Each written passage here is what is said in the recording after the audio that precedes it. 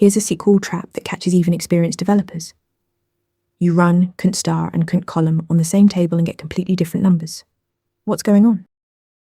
Let's start with const star. This function counts every single row in your result set, no exceptions. It doesn't care what values are in those rows. NULL, null values? Counted?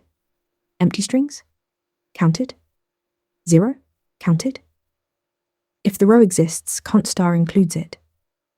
Think of it as a head count of all rows that match your where clause, regardless of their content.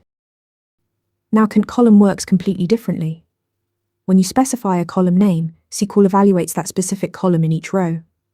If the column contains NULL, that row is skipped entirely. Const column only increments for rows where that column has an actual value.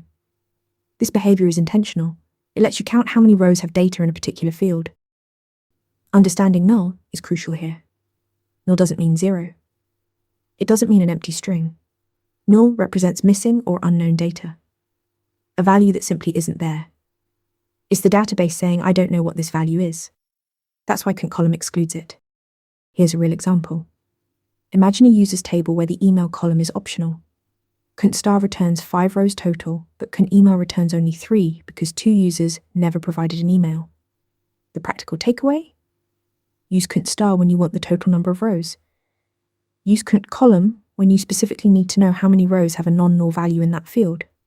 Choosing the wrong one can lead to incorrect metrics and bad business decisions. Remember, const star includes everything, const column excludes nulls. Always choose deliberately based on what you're actually trying to measure. Want to master more SQL interview questions? Subscribe and hit the bell. Want to nail questions like this in your next interview? Interview Mentor gives you hands-on practice with real questions. Every answer gets a grade with specific, personalized feedback. Track your progress across topics and difficulty levels.